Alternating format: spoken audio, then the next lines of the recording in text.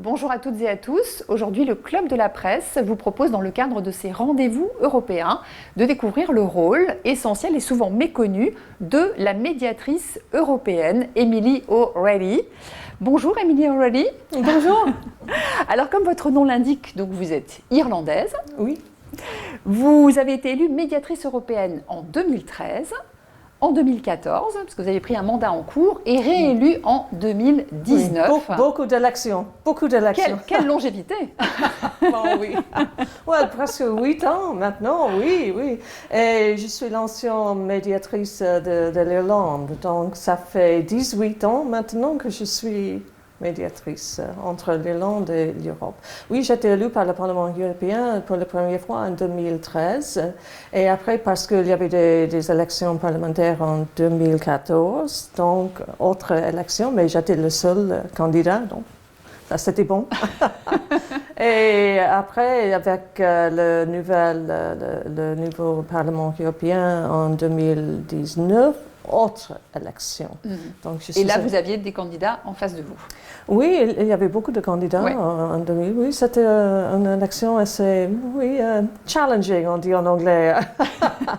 Un peu stressée. Mais je ne sais pas comment les politiciens veulent le faire encore, parce que, oui. C'est une situation étrange parce que l'ombudsman, le médiateur, la médiatrice est une entité complètement indépendante, mais c'est le Parlement qui choisit l'ombudsman dans un milieu politique.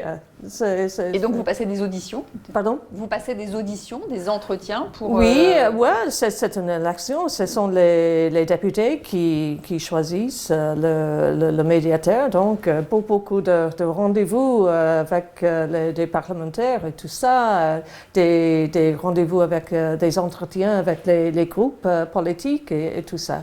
Et enfin, c'était une semaine devant Noël 2019 que l'élection s'est déroulée. J'ai gagné, donc c'était un Noël heureux. Et maman était heureuse.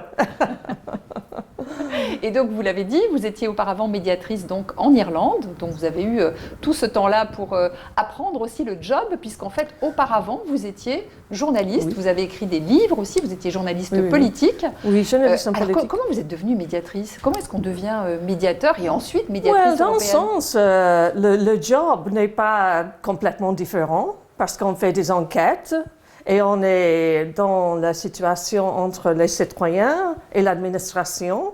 Comme vous, les journalistes, vous êtes dans un sens des médiateurs aussi. Hein. Et quand j'étais nommée médiatrice en Irlande, j'ai trouvé que... oui, c'était très intéressant parce que lorsqu'on est journaliste, on est à l'extérieur de le système. On n'est pas dans l'action, on n'est pas impliqué. Oui, exactement. Mais en tant que médiateur, on n'est pas complètement au centre, mais on est plus engagé avec le système. Et comme en tant qu'ancien journaliste, c'était très intéressant de voir comment passe des choses, comment les décisions administratives et politiques sont prises. Et quand j'ai été élue en Europe, oui, vous avez raison, j'avais fait ma formation en tant que médiateur en Irlande. Et il y a des... Est-ce que c'est très différent? Ouais, le processus, c'est pareil. On reçoit une plainte, on fait une enquête, on dit blablabla, on fait une analyse. Oui, c'est un cas de mauvaise administration ou pas, on fait des recommandations. C'est pareil en Europe et en Irlande. La différence, c'est la culture.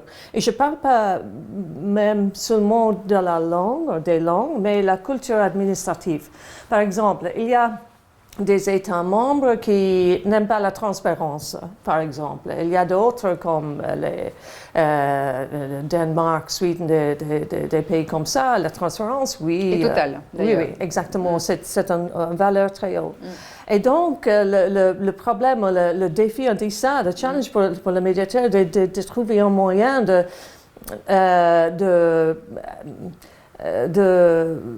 effectuer, to deal with a complaint, excusez-moi, mon français disparaît, d'avoir des résultats que pas tout le monde, mais presque tout le monde peut dire oui, ça va, je suis d'accord avec ça.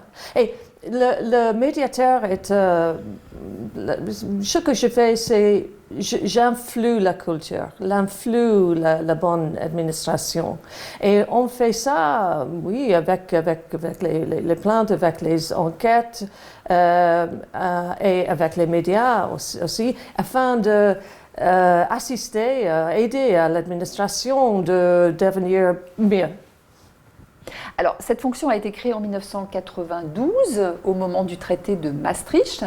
Ensuite, le premier médiateur, en tout cas, est entré en fonction en 1995. Oui. Vous êtes une sorte, effectivement, d'intermédiaire entre la société civile et les institutions européennes. Pourquoi est-ce qu'il faut, à votre avis, un médiateur, une médiatrice au sein de l'Union européenne? Pourquoi c'est important? Le médiateur a été créé suite au traité de Maastricht. Et c'était le traité de Maastricht qui a créé l'entité de citoyen européen formellement, juridiquement. Et donc, comme presque tous les États membres ont un médiateur, en France, il y a la médiatrice maintenant, et presque tous les pays, sauf l'Italie et l'Allemagne, ont des médiateurs. On dit, bon, il faut avoir un médiateur aussi au sein de l'administration européenne. Donc, si les citoyens européens croient qu'ils ont été maltraités par l'administration, il faut avoir une entité indépendante et libre, gratuite, pour qu'ils puissent déposer leurs plaintes et pour qu'ils soient résolus. Alors concrètement, comment est-ce que vous travaillez? Vous n'êtes évidemment pas toute seule, vous avez une équipe de juristes. Oui, des juristes. Constituée de combien de personnes à peu près? 70, mais c'est l'agence, c'est l'organe le plus petit de toute l'administration. Je dis que nous sommes une petite institution, mais avec un très grand mandat. Parce que nous sommes le garde chien de garde de l'administration. Et oui, nous avons beaucoup de lawyers, avocats, des enquêteurs et des gens qui travaillent à la communication aussi, tout ça, et dans l'administration. Donc, je crois que la moitié de mes collègues sont des avocats et qui m'aident à résoudre. Alors, quand vous dites des enquêteurs, jusqu'où peut aller votre enquête? C'est-à-dire, quel est le mandat dont vous disposez lorsque vous êtes saisi d'une plainte? Ou alors, peut-être expliquez-nous déjà dans un premier temps comment ça fonctionne, c'est-à-dire que n'importe quel citoyen peut vous saisir, c'est ça? Et dans quelles conditions il peut vous saisir? Comme journaliste, vous demandez à la commission d'accès à tel ou tel document. OK, so vous déposez votre your request à la commission. La commission dit non. Donc, vous avez le droit de déposer une plainte devant moi. Et j'écris à la commission et je l'ai dit, pourquoi est-ce que vous n'avez pas transmis les documents demandés? Les documents. Et il dit telle ou telle chose, parce qu'il y a une exemption en ce qui concerne la régulation. Et je dis, ah bon, je veux voir tous les documents nécessaires pour que je mène une enquête et pour que j'ai tous les faits. Tous les éléments en main, toutes les cartes en main. Oui, parce que j'ai le droit de voir n'importe quel document. Vous avez accès à tout. Pardon? Vous avez accès à tous les documents. Exactement. Ils sont obligés, toutes les administrations même s'ils sont obligées sont de vous les secrets, fournir. confidentiels. Non. Je ne peux pas les publier, mais je peux pas les voir. Et donc, si je suis d'accord avec la commission que oui, le refus était correct, justifié, je regrette, mais la commission was right. Et donc, après, vous avez le droit d'aller à la cour de justice, par exemple. Et si je trouve que la commission a tort, on dit ça, a tort? Oui. Je dis, s'il vous plaît, je veux que vous donnez le document à Madame la journaliste. Et la commission a le droit de dire non. Je fais des recommandations. Je ne suis pas en cours. Je fais pas un juge. Un juge, ordonne oui, des choses. je ne fais pas des décisions contraignant sur l'administration, mais dans la plupart des cas, les institutions font ce que je veux qu'elles fassent. Suivent vos recommandations. Dans la plupart des cas, c'est... Oui, dans la plupart des cas. Il y a de temps en temps, il y a des choses qui sont sensibles politiquement peut-être, et oui, on peut avoir beaucoup de discussions entre moi et la Commission, parce que nous recevons la plupart des plaintes contre la Commission, parce que c'est l'institution peut-être le plus important. Oui, voilà, c'est ça. Et avec le plus interaction aux citoyens. Mais pour la plupart, oui, la Commission et toutes les autres agences, oui, sont d'accord avec nous et suivent les recommandations. Alors donc vous avez des avocats dans vos services, des enquêteurs. Alors justement, vos enquêteurs donc, ont vraiment ce pouvoir d'accéder à tous les documents que vous demandez, ce que vous expliquiez, y compris classés secrets pour X raisons. Exactement. Et ça, c'est un pouvoir très, très important parce que même si la Commission ou telle institution ne suivent pas une recommandation, les citoyens peuvent savoir quand j'ai eu accès à tous les faits et quand je fais mon analyse, les faits sont là. Et après ça, c'est à la commission ou telle institution de faire ce qu'elle veut. Mais les faits sont là. Et ça, c'est très important. Alors, quels cas de figure sont les plus fréquents? Vous disiez que finalement, c'est souvent des affaires qui concernent la commission dont vous êtes saisi, les plaintes dont vous êtes saisi. Ça touche à quoi? Problème de transparence, mauvaise administration, puisqu'en fait, on peut peut-être un peu évoquer tous ces différents cas de figure. Oui, accès aux documents, la transparence, le processus décisionnel, des problèmes avec Frontex au sein des droits fondamentaux, par exemple. Mais aussi des matières qui touchent l'éthique, le pantouflage, comme on dit en français. Oui, on va en parler de ça. Ouais, on va le développer, ça. Le revolving doors, les conflits d'intérêts, des choses comme ça. Parce que la plupart des problèmes des citoyens, normalement, sont des problèmes provoqués par leur propre administration et pas par l'administration européenne. Donc les problèmes et les plaintes sont d'un ordre un peu différent à Bruxelles, à Strasbourg, à Dublin, ou Paris, ou Madrid.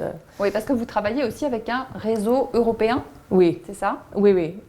Et aussi, en Bruxelles, surtout, il y a beaucoup de lobbyistes. Et où il y a des lobbyistes, il y a aussi des ONG qui suivent les lobbyistes. Et donc, nous recevons la plupart de nos plaintes de la Belge, parce que les institutions sont à Bruxelles. Voilà, sont basées à Bruxelles. Oui. D'accord. Et beaucoup de la France aussi, des plaintes importantes, oui.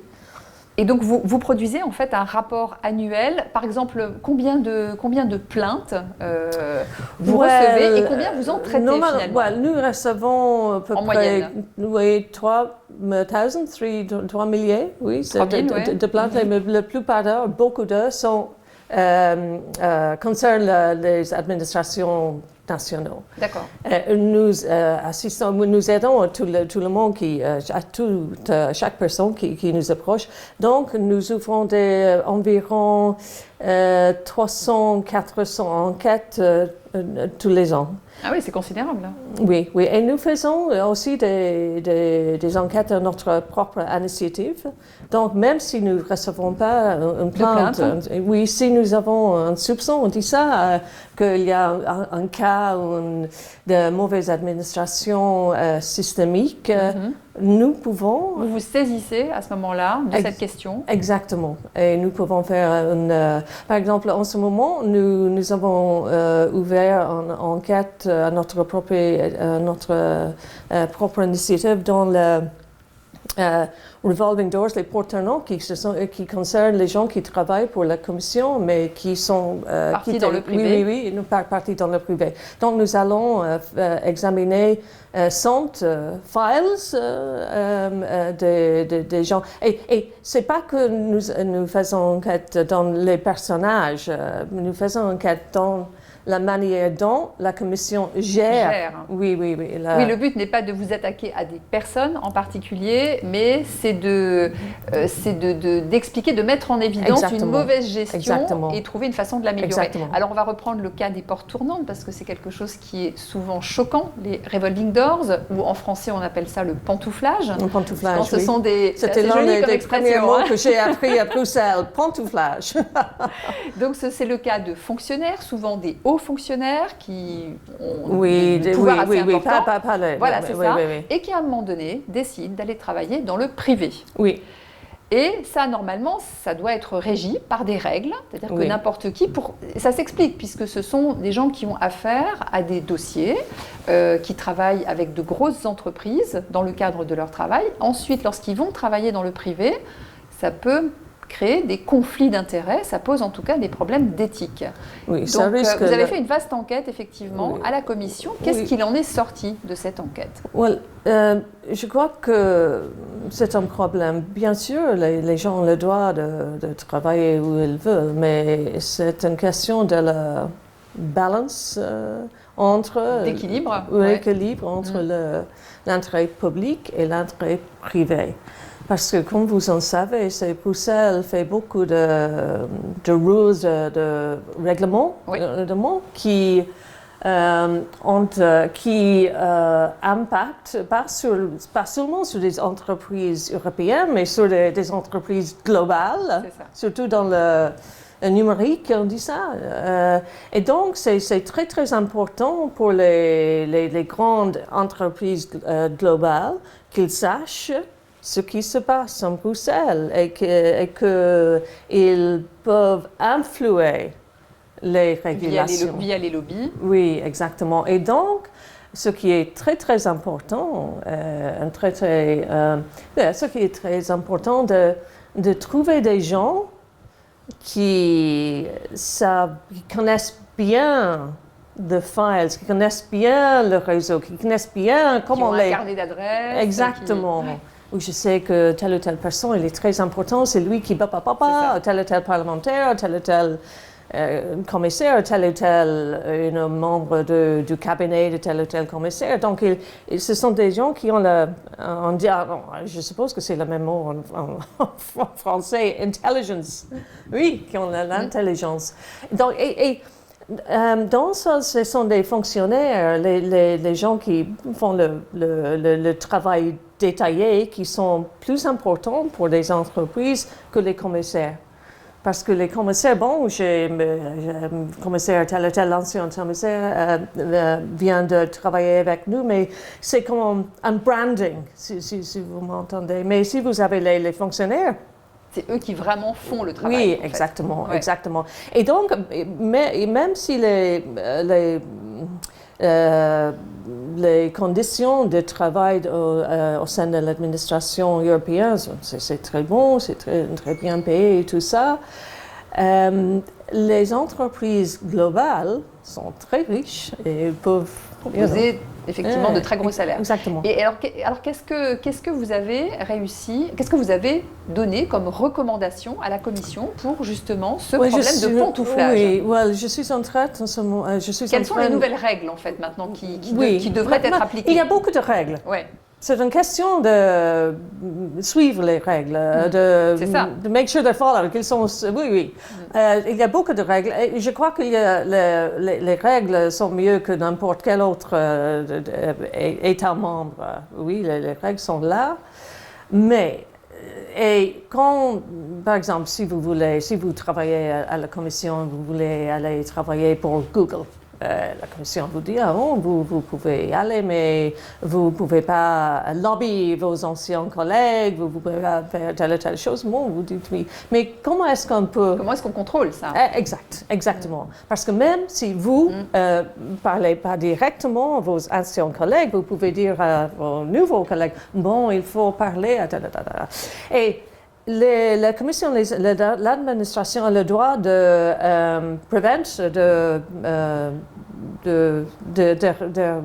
to prevent someone from doing something, de prévenir,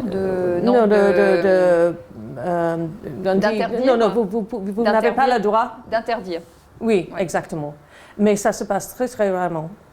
Et dans la plupart des cas, les gens reçoivent le permis d'entrer en privé.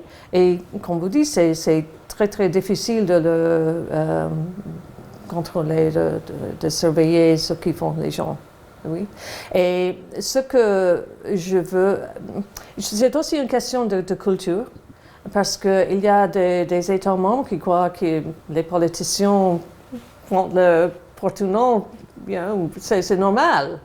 Et il y a d'autres États membres, non, c'est interdit. Ils sont donc à Bruxelles, qu'est-ce que c'est?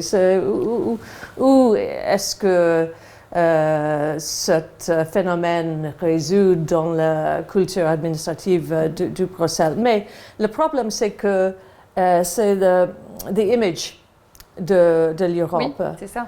Parce que chaque fois que je fais une enquête qui concerne le pantouflage, les porte-bons, des conflits d'entre eux, les nouvelles sont publiées dans beaucoup de médias qui sont contre eurosceptiques. Ils adorent. C'est utilisé effectivement par les eurosceptiques. Surtout en Angleterre. C'est ça.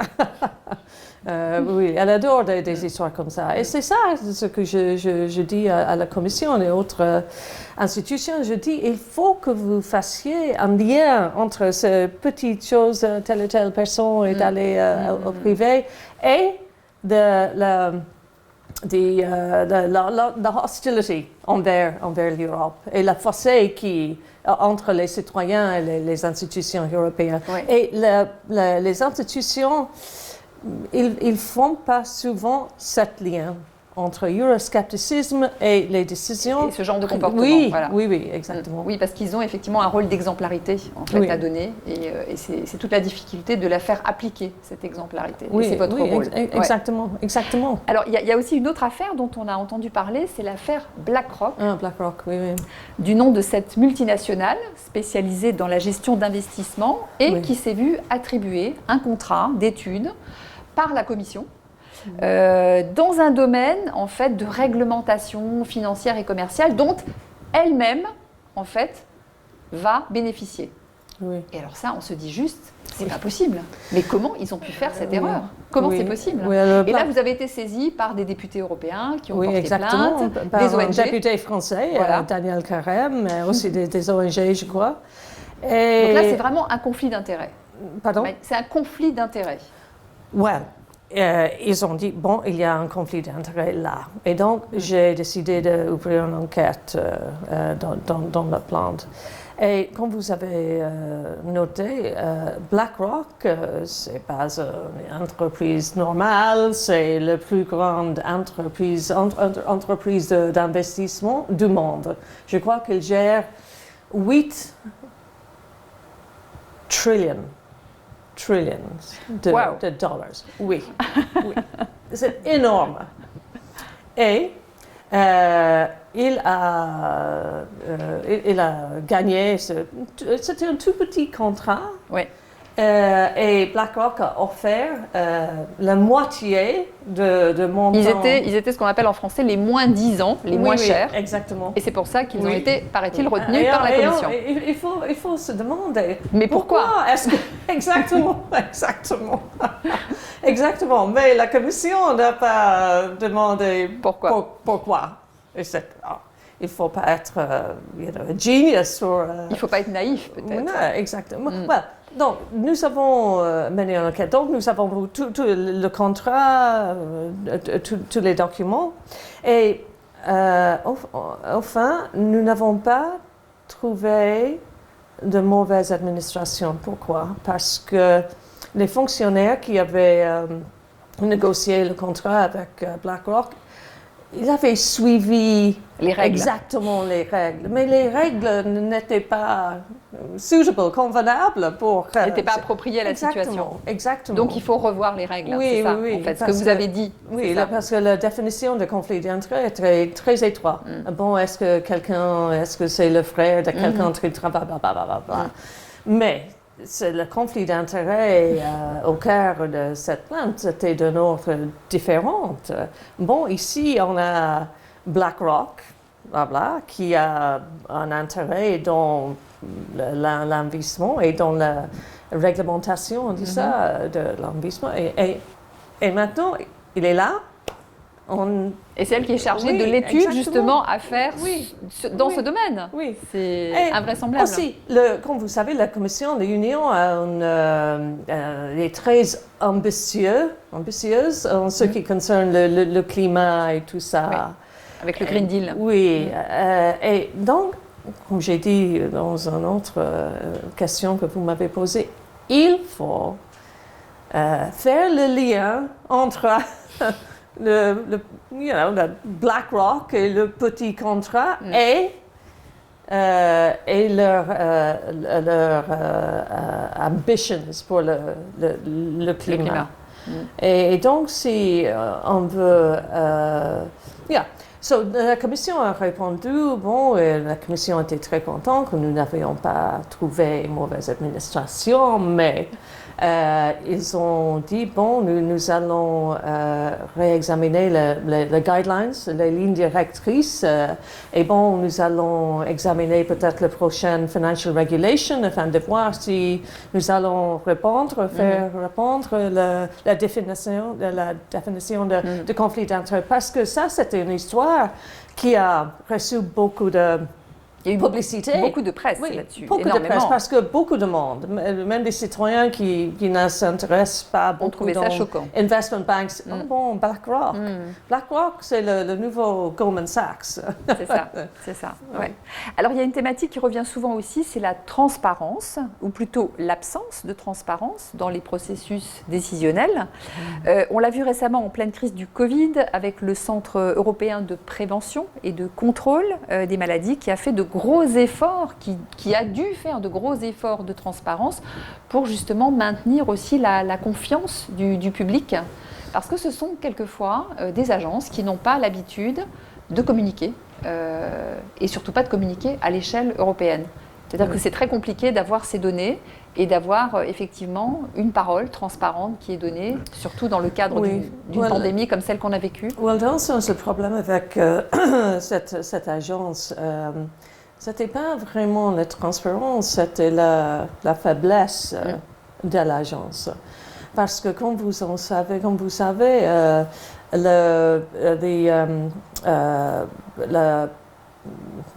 comment est-ce qu'on dit, la santé est un domaine qui est... et du domaine normalement des États. Oui, des États membres. Qui relève des États membres, exactement. Et pas de l'Union européenne. Exactement. Et donc, quand le Centre de la prévention et le contrôle de maladies a été créé après SARS, je crois en 2004, il y a beaucoup de publicité. Nous avons une agence maintenant qui va prévenir en cas d'épidémie. Parce que les États membres ont le pouvoir en ce qui concerne la santé. Et le centre, par exemple, si le centre voulait demander à la France, à l'Irlande, est-ce que je peux voir la capacité de vos hôpitaux? Est-ce que je peux voir la capacité de vos centres de réanimation? C'est pour les États membres de donner des documents ou pas. Ils ont un choix. Et les États membres ne voulaient pas, voulaient conserver la confidentialité de la qualité de leur système d'administration de santé. Ils ne voulaient pas dans un... la France est là, l'Irlande est là, l'Allemagne est là, ils ne voulaient pas ça. Donc, quand la pandémie a commencé, le centre ne savait pas. N'avait pas suffisamment d'informations et pas suffisamment de pouvoir non plus. Non. Au début, elle a dit, tout va bien, nous allons, oui, tout va bien, parce que nous sommes le centre de... Donc, si nous avons bien travaillé,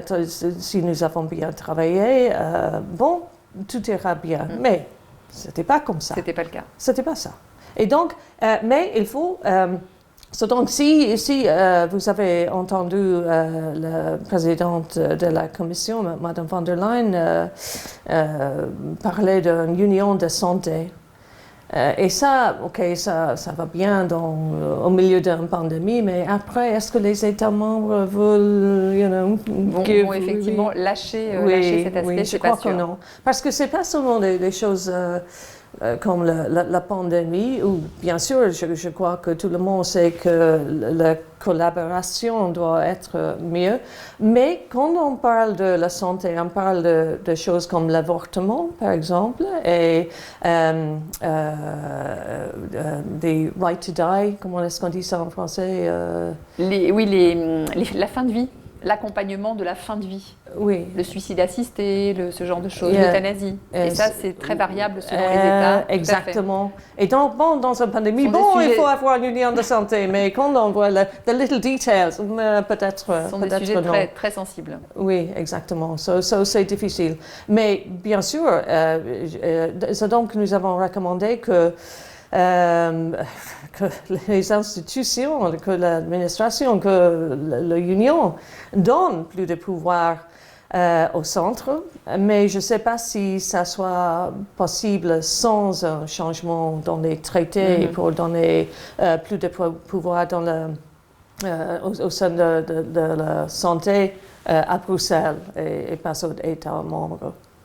Alors, est-ce qu'il y a un dossier globalement dont vous êtes particulièrement fier parce que vous avez réussi à contribuer au changement de certains, je sais pas, dans certains services, dans certains dossiers? Well, je crois que je suis fière du fait que j'ai rendu ce petit office plus visible, plus efficace et plus au centre des choses qui se passent à Bruxelles et à Strasbourg. Et j'ai fait ça avec une très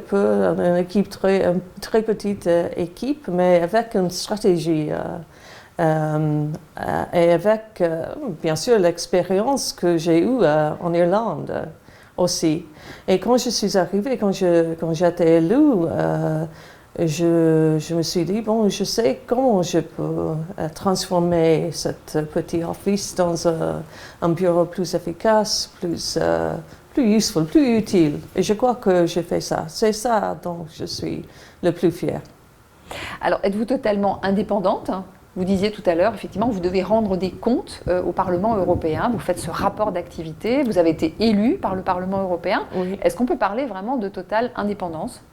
Oui, je suis absolument indépendante et je crois que si un médiateur n'est pas indépendant, si lui ou elle est partisan, qui prend des positions politiques, donc il ou elle n'est plus médiateur. C'est comme ça. Et il faut avoir la confiance, pas seulement des citoyens, des plaignants, il faut aussi avoir la confiance des institutions. Parce qu'ils veulent savoir aussi que je suis independent et que je suis le traité fairly. Et ça, c'est important. C'est ça, je crois que l'indépendance, c'est la chose la plus importante et au cœur de l'office de l'Ombudsman, du médiateur. Le Parlement vient de voter la révision de votre statut. Ça signifie quoi? Vous aurez plus de moyens? Well, ça signifie que je crois que la base juridique de l'office est plus solide. Et ils ont reconnu aussi la valeur des enquêtes de ma propre initiative parce qu'ils ont vu comment ils ont marché bien. Et le nouveau statut aussi assure que j'ai un budget, assez de ressources pour faire mon travail, mais aussi une chose très importante. Les politiciens, même au niveau des États membres, au niveau de l'administration européenne, n'ont pas le droit de devenir ombudsman, sauf après 2 ans où ils ont démissionné de leur emploi politique. Ce qui est une garantie d'indépendance. Oui, exactement. Et ça renforce aussi l'indépendance, parce que quand j'ai la première élection, il y avait 2, 3 MEPs, deux députés parlementaires européens, et ils ont des amis, ils ont des collègues, et moi, au début, je devais collecter 40 signatures des amis. Bon, il y a 700, c'était très, très difficile parce que les politiciens, les députés peuvent dire à leur assistant, bon, allez chez blablabla, allez au office de... Ils sont pour collectionner beaucoup de signatures. Et aussi, je crois que si un politicien devient ombudsman, donc l'office est lié avec tel ou tel parti politique. Oh, il est SD, IPP, blablabla, blablabla. Mais personne ne sait mes préférences politiques. Même en Irlande, ils ne savent pas. Alors, vous êtes en principe basé à Strasbourg. Le médiateur est censé être basé à Strasbourg. J'habite à Strasbourg. Oui. Mais vous êtes aussi beaucoup à Bruxelles. Une partie de vos services sont à Bruxelles. Et certains députés vous l'ont d'ailleurs reproché et vous ont demandé d'assurer, de respecter le fait que le médiateur était basé à Strasbourg, étant donné que le Parlement n'a pas siégé pendant 15 mois déjà à Strasbourg. Donc c'était important aussi que le médiateur, symboliquement, respecte, donne l'exemple. Oui, bien sûr, le siège du Parlement, comme vous savez, est à Strasbourg et aussi le siège du médiateur, parce que le médiateur est en fait le médiateur parlementaire. Et au début, quand l'office a ouvert, il n'y avait que 7 personnes dans l'office, c'était à Strasbourg.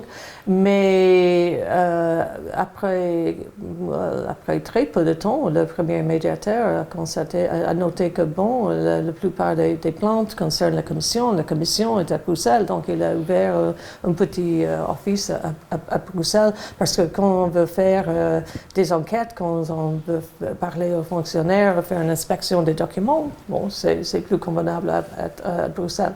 Et maintenant, nous avons notre office ici, et nous avons un office à Bruxelles, et nous sommes à peu près moitié-moitié entre Strasbourg et Bruxelles. Moi, j'habite ici. Je suis ici depuis, pendant la pandémie, 9 mois, sans rentrer à Dublin. Mais je vais rentrer à Dublin dans quelques semaines. J'espère que la maison et les enfants vont bien encore. J'espère que oui. Mais le Strasbourg, il a fait trop chaud. Pendant la dernière semaine. C'est ça. Surtout pour une Irlandaise. Et quand j'étais élue la première fois, tout le monde en Irlande, en hiver, il fait très très froid. En Strasbourg, il faut avoir des vêtements et donc, personne m'a dit, en été... Il fait très chaud. Et donc, nous n'avons pas cherché un appartement avec la climatisation. Et l'autre nuit, mon pauvre mari, il a dormi sur le balcony. Ah, d'accord. Oui, j'ai une photo, mais je ne vais pas le partager. Oui, donc, I'm looking forward to rentrer en Irlande. Normalement, en Irlande, nous disons, c'est trop froid, il pleut. Maintenant, oui, je le veux. Bien. Écoutez, merci en tout cas. Merci de nous avoir reçus, de nous avoir éclairés sur votre mission de médiatrice. Et merci pour votre intérêt. Et on se retrouve très bientôt, en septembre, normalement, pour d'autres rendez-vous européens.